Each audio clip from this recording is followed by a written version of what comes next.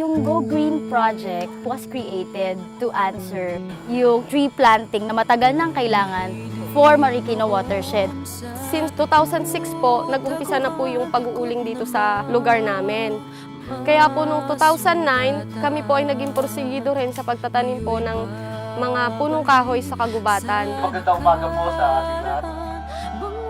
Since nagkaroon po ng Ondoy, doon po kami pumasok yung PBSP. 7-Eleven is a proud member of PBSP. In-invite po namin sila, nag-submit kami proposal for them to engage on tree planting activities. Nagkaisa kami doon sa paniniwala na talagang we need to respond. Naniniwala ang 7-Eleven sa tatlong component. Nagsisimula po yan with the environment, since this is an environmental campaign, dyan po papasok yung climate change.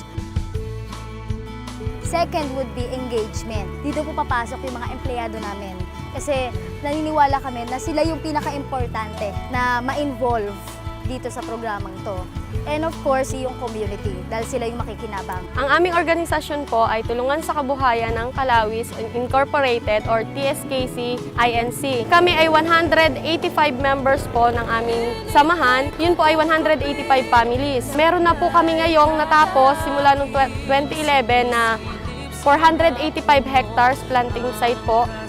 Yung matatamnan po na nagsimula sa volunteers, lahat po ng itinatanim namin doon ay mga fruit trees. After 4 years po, yung mga tinanim po ay mamumunga na. Kami po ang mag-harvest noon. May share lang po na 30% yung may-ari ng lupa, yung rights owner. At kami na rin po yung magme-maintain doon sa paglilinis ng mga puno.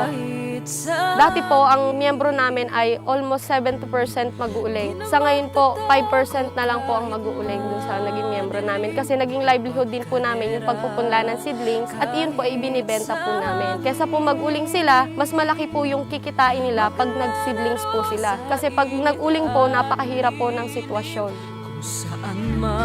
Sabi nga po kanina, dahil po doon sa nangyari sa Ondoy, kung saan dito po nanggaling lahat ng tubig na nag-devastate sa Marikina, ito po yung ginawa ng PBSP. So para sa amin po, para maibalik lang po yung kagandahan at may mga puno sa Marikina Watershed para po sa makatulong sa baba, na hindi na po matulad magaya ng katulad ng sa Ondoy. Nung Ondoy po, binaha po talaga yung bahay namin. So napakalaking bagay po nito, hindi lang po sa akin, sa pamilya ko po, at sa atin pong lahat na nakikinabang sa ating kalikasan.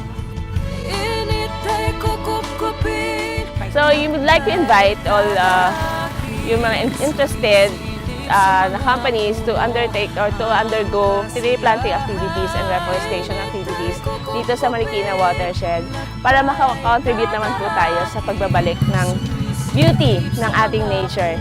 Lalong-lalo na po dito dahil nakikita po natin na medyo nasira na po siya due to illegal activities before, pero pinipilit po nating ibalik kasama po ang iba't ibang government agencies and NGOs na nag-ooperate within the Marikina Watershed.